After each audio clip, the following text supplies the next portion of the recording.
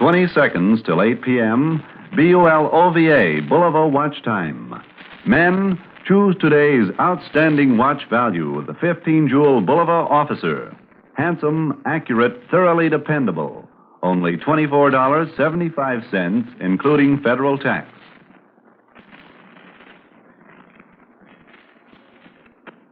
Now, Roma Wines, Roma, made in California for enjoyment throughout the world.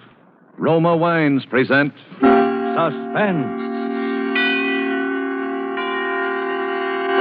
Tonight, Roma Wines bring you Mr. Elliot Reed as star of Return Trip, a suspense play produced, edited, and directed for Roma Wines by William Spear.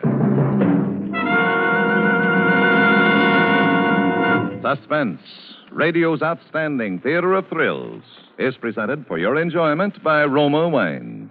That's Roma, Roma Wines.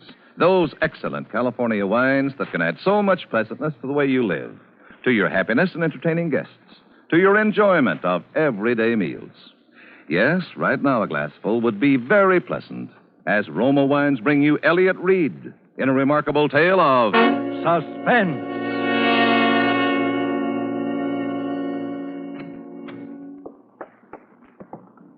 Nurse?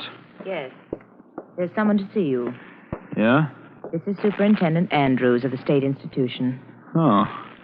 What do you got there? I've set up a dictaphone out in the hall. Careful of the wire, nurse, when you close the door, please. The doctor said... Yes. I'll make it as brief as possible. You may go now, nurse. Very well. Do you mind if I hook up this microphone at the head of the bed? Suit yourself, fella. Well, it was a choice between a dictaphone and a stenographer, and I figured that in your condition... I don't feel too bad. Well, go on, ask your questions. No, I understand you were driving the bus. Tell me what happened. You mean I can tell it my own way? That's right. Great.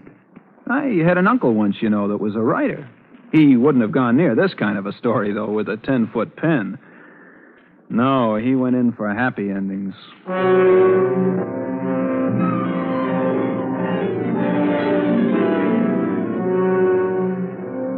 Uncle Mort wouldn't even have liked the beginning of this one.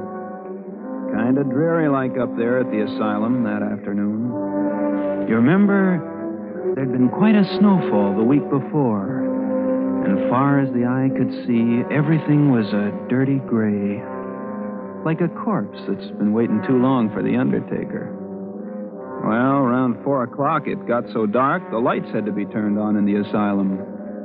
And then the wind started moaning like a lonely banshee. Fine day for a murder, as the fella said. Well, there were 3 passengers sitting in the bus when I went outside for the return trip. 2 men and a woman. Maybe I ought to call her a girl, because she wasn't really much more than that. Anyway, these 3 passengers all had return tickets, and I went down the aisle collecting them. Tickets, please. Can I have your tickets, please? Driver, how soon do we start? Right away, miss. But we're 2 minutes late already, driver. Oh, these little jerkwater bus lines never keep to their schedules. Now we'll never get out of these mountains before that blizzard lets loose. Can I have your ticket, please, mister? You really think there'll be a storm? Why, sure, it can't fail. And, lady, when they have snow up in these godforsaken mountains... Well, this morning on the bus coming up, a man was telling me... Well, here we go, folks.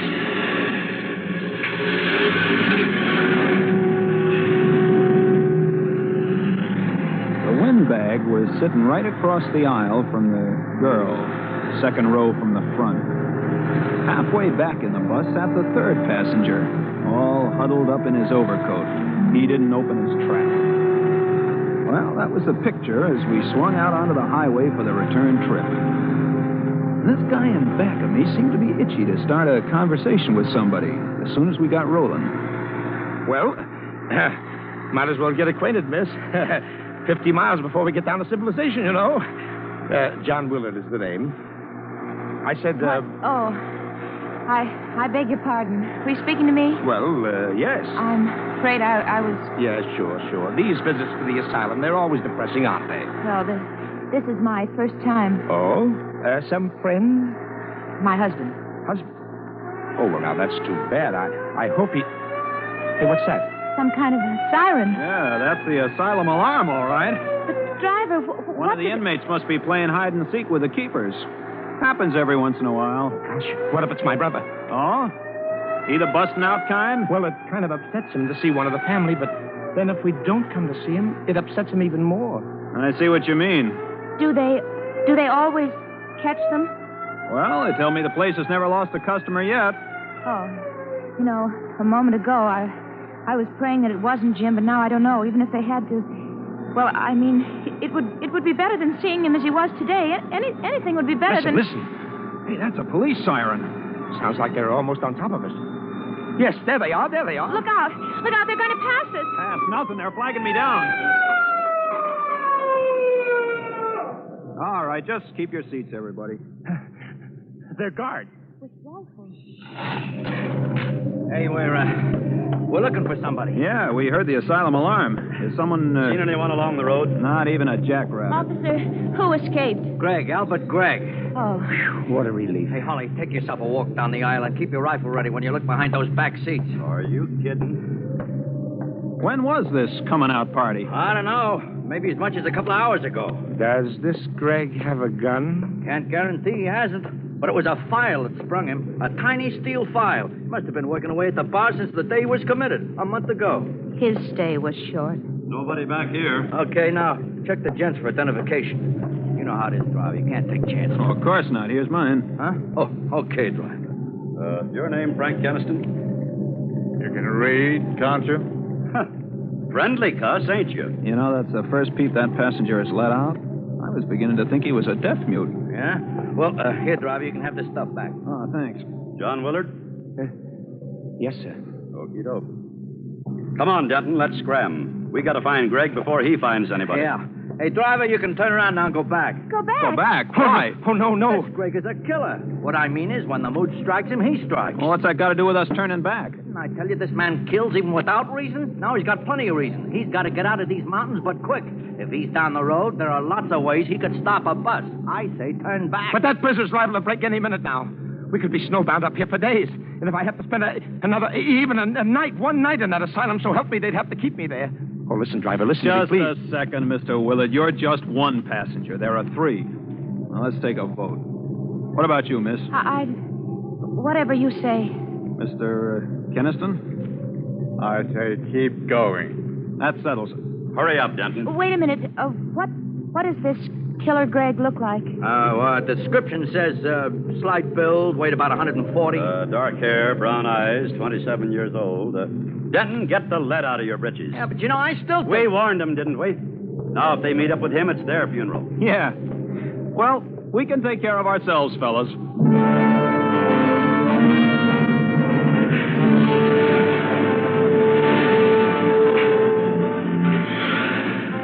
Well, after the guards left, I really set that bus to rolling. Out of the mirror up above the driver's seat, I could see that the girl was plenty scared. But she had nerve, I'll say that for her. When we slid around some of those snowbank curves, her lips would be drawn so tight the lipstick had a white border. But she didn't say boo. Willard, the windbag across the aisle from her, gave up trying to draw her into a conversation. And as for the third passenger, that English guy, Keniston, sitting halfway towards the back there, he kept acting like a clam afraid of losing its oyster. Might as well have had lockjaw, if you get what I mean.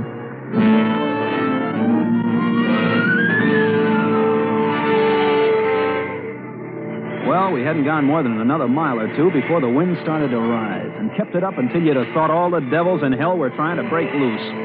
It got black as the inside of a tomb until the snow started to fall. But with that wind whipping it around, it didn't exactly fall. Mister, that's what I call a blizzard. This is getting on my nerves. What have we got here anyway? A collection of zombies? Somebody say something. I was just going to say... You were going to say that the weather is rotten. Yeah, and she can say that again. But that isn't what I was going to say. No? What then, lady? It occurred to me why the guards asked for identification. Huh? The description of Killer Greg. Slight build, 140 pounds, dark hair, brown eyes, 27 years old. So what? The remarkable thing, that description would fit you, Mr. Willard. Huh? Oh? And Mr. Keniston, too. What's that? Me? That's a peculiar thing, isn't it, driver? Yeah. Come to think of it, both of them could fit that description. And I've also heard that he's got a very soft face, almost like a woman. What do you think, Mr. Keniston? I don't happen to feel like talking. Yeah?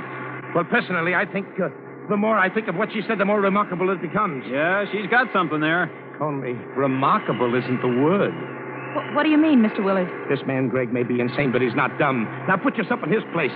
He knows he hasn't got a ghost of a chance making a getaway in the asylum clothing, see? So he borrows the wardrobe and identification of some stranger. Do you follow me? We're way ahead of you, Willard. It wouldn't be difficult for a killer. I should say not. But that still isn't the end of his problem, see? He's fighting against time. Yes. He's got to get out of these godforsaken mountains down to civilization before they can throw a noose around the whole area.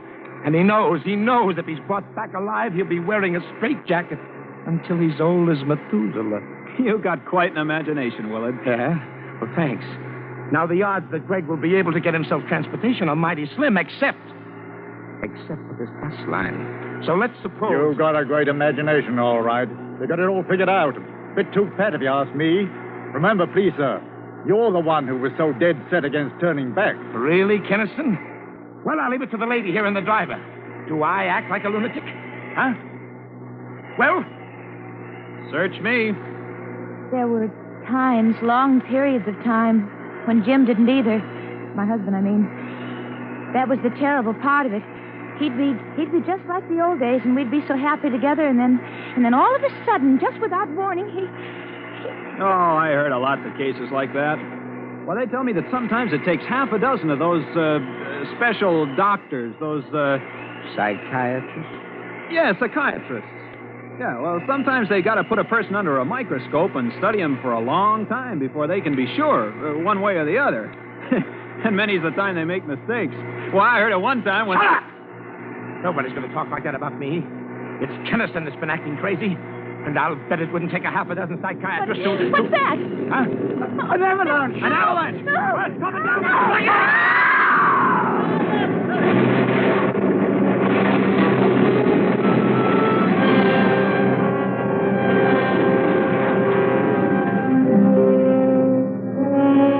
For Suspense, Roma Wines are bringing you as star Elliot Reed in Return Trip, a radio play by Maurice Zimm. Roma Wines' presentation tonight in radio's outstanding theater of thrills, Suspense.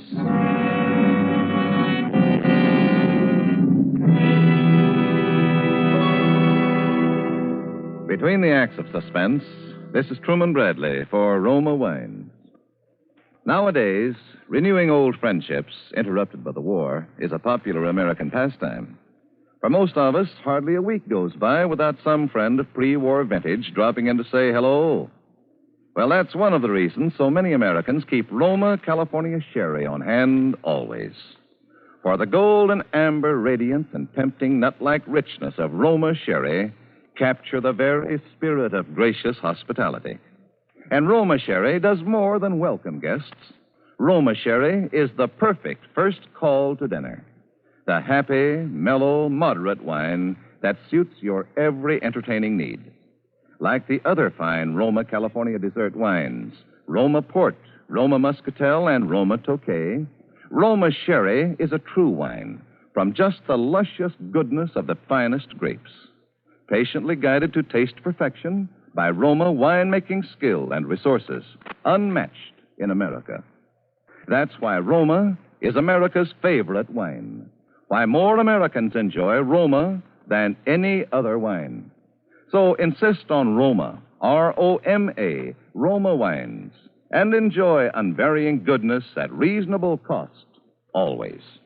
And now, Roma Wines bring back to our Hollywood soundstage Elliot Reed, starring with Wally Mayer as Mr. Willard, Kathy Lewis as the girl, and Raymond Lawrence as Mr. Keniston in Return Trip, a tale well calculated to keep you in suspense.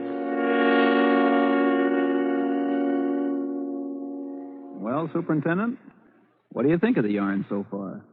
Let's hear the rest of it. Okay. If you'll help me get a swig of that water. Sure. The way they got me rigged up here. Oh, thanks. Let's see now, where was it? Oh, yeah. Acts 2, 3, and 4 coming up.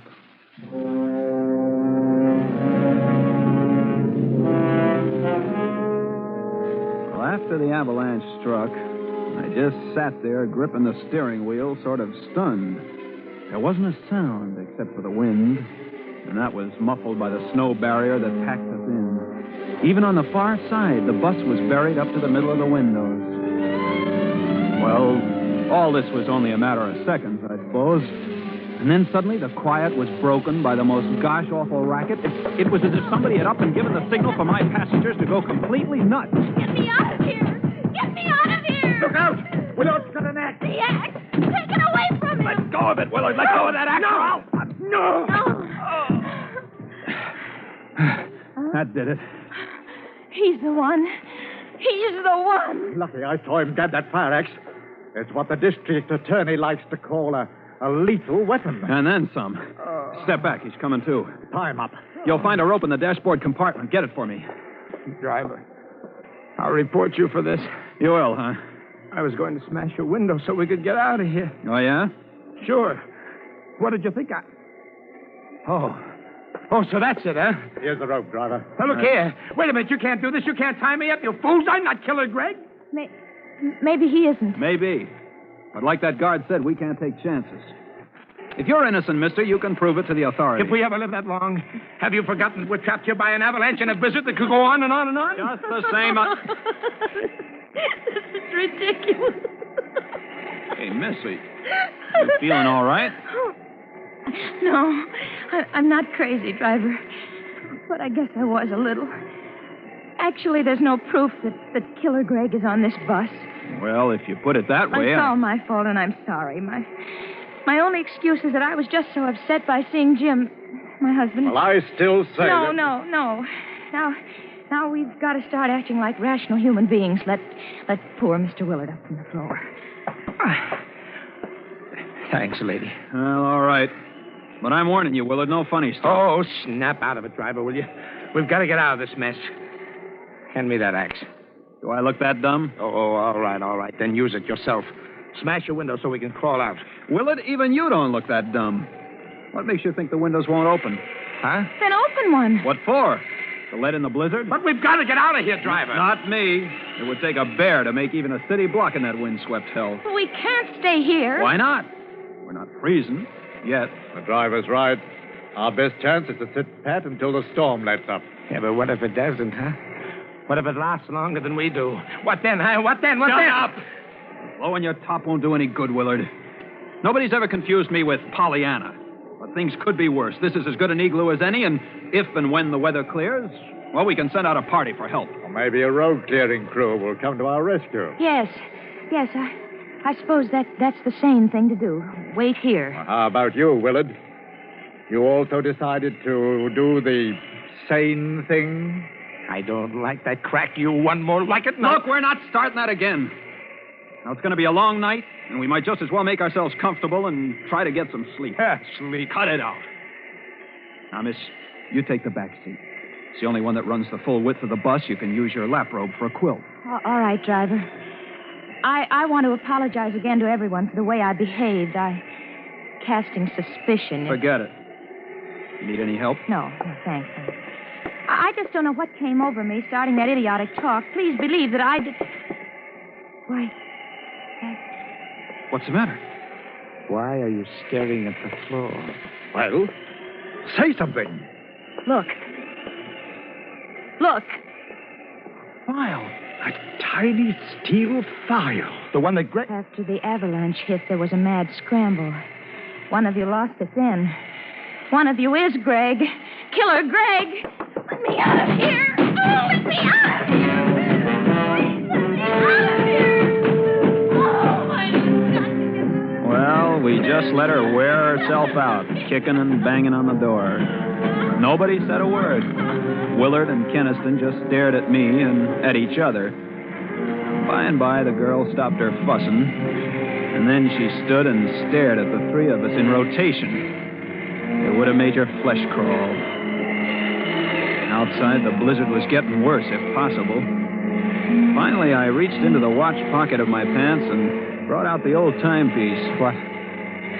What time is it, driver? I broke the crystal. It still says 4:15. It's 5:30. Only an hour and a half since we started out. An hour and a half. 5:30 in the afternoon. And the very best we're stuck until morning. 16 hours. Might as well be forever. Look, miss, we just got to make the best of it. I still think you ought to go back to the rear seat. And sleep? If you can. Willard, the driver, and myself will be keeping a rather close eye on each other. In the light of recent developments, you'll be all right. Here, driver, give me that axe. Huh? Let her have it for her protection. Sure, let her have it. Yes, give it to me. Okay. You holding on to the file, too? Of course she is. The file could also be a lethal weapon. Well, she took the axe and the file back to the rear seat with her, and we all sat down to wait.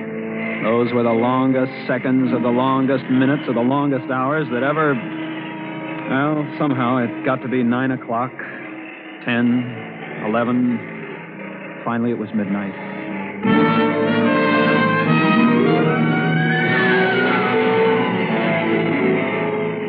Ever fought against sleep, with the cold numbing you and the wind lulling you? Sometimes even the fear of sudden death can't win against those odds. Time and again, the girl's eyes would close just for a second, and then they stayed closed longer, and her head nodded and her body slumped over against the corner of the seat. I got up and started down the aisle. Where are you going? Shh, Kenneth. Can't you see she's asleep? Where are you going? Her lap robe slipped to the floor. I was going to pick it up and cover her so she wouldn't freeze.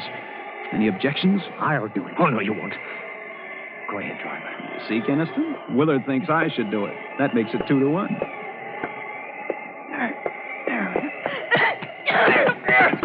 Help me! Help me with this wildcat!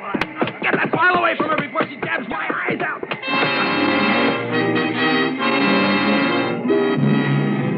She was like a devil on a pinwheel. And I was lucky to tear loose before she did any more than nick me about the face.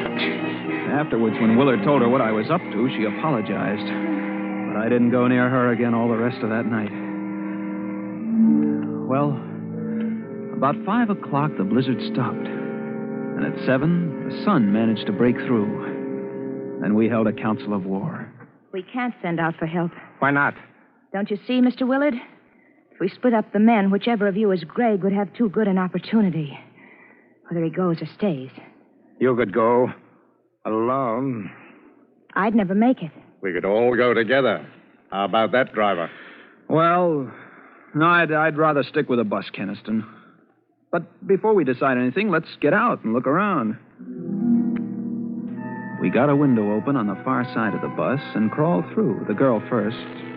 She was still clutching the axe and the file. Come here and look. What? Another few yards and we'd have escaped the avalanche entirely.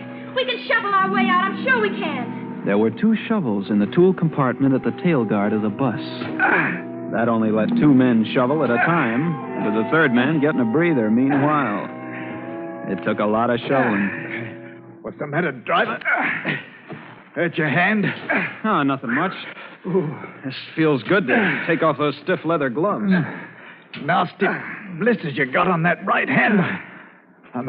Thumb and Hey, fingers. Keniston, are you shoveling or talking? We'll never get out of here at this rate. It's your turn anyway. I'm tired. Not as tired as Willard looks. I'll relieve him. No, that's all right. I can keep going yet for a while. Okay, then. Keniston? Yeah. Let me take a turn. I know I won't be much help, but I can at least try. No. You're mountain guard. Though I'm sure you could do as well as Keniston. Keniston. Where's Keniston? Why, he's right. Stop him! Keniston was making a mad dash through the snow. Willard dropped his shovel and tore after him. I yelled for Willard to let him go, but I don't think he even heard me. For a while, it looked like Keniston was going to make it. But then he floundered and fell in a snowdrift, and before he could get underway again, Willard nailed him.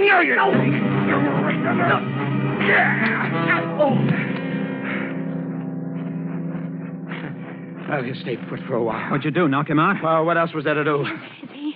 Oh, I knew all the time it was Keniston. you think his running away proves it? It's the same as if he confessed. He knew it was his last and only chance. What are we going to do with him now? Tie him up. Then we're getting him and the bus out of here. Say, I wonder if there's a reward.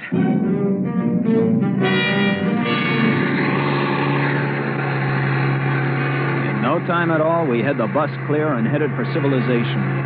Those snow-covered mountain roads weren't exactly my idea of a speedway, but I gave my motor the gun. Willard and the girl didn't take their eyes off Keniston. I kept watching him, too, out of the mirror over the driver's seat. He looks like he's coming, too. Don't worry, driver. Those knots I made in the rope won't give. Besides, I'm keeping the axe handy just in case.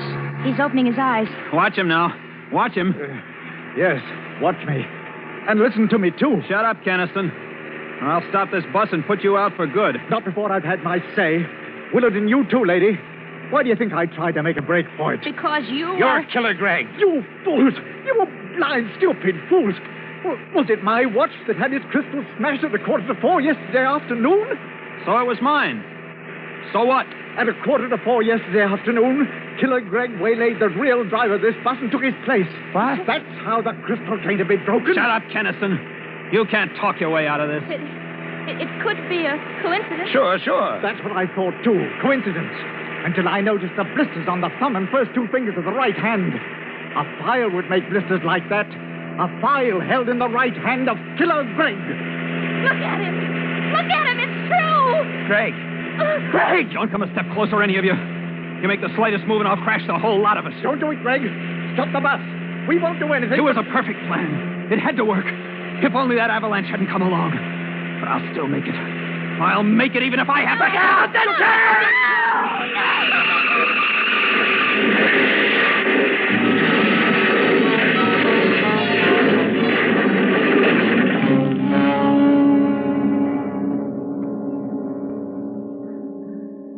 It rolled over and over and over and over. The bus and the glass all smashed. Everybody was all mangled and... All right. Go to sleep now. Sleep? Who can go to sleep? Who can go to sleep? Anyway, I outlived those three. Killer Greg.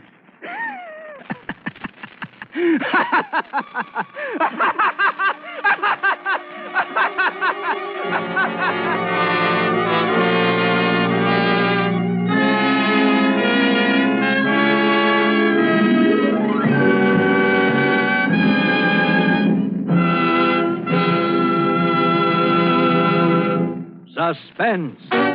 Presented by Roma Wines. ROMA. Made in California for enjoyment throughout the world. This is Truman Bradley for Roma Wines. These days of hard-to-get meat and butter offer a real challenge to the American housewife who takes pride in her meals. That's why so many smart women serve Roma California Burgundy with dinner. They know that even the simplest meals taste better, becomes more enjoyable when served with a fine, robust Roma Burgundy.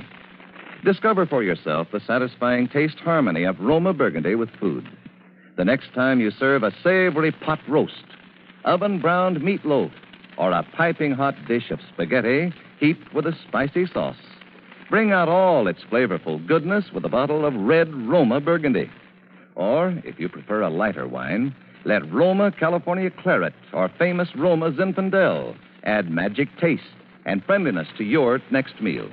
Remember, Roma, America's favorite wine, costs no more than ordinary wines.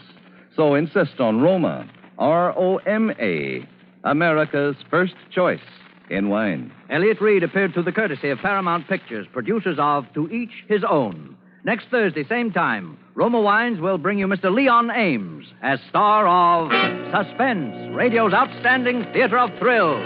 Produced by William Spear for the Roma Wine Company of Fresno, California. This is CBS, the Columbia Broadcasting System.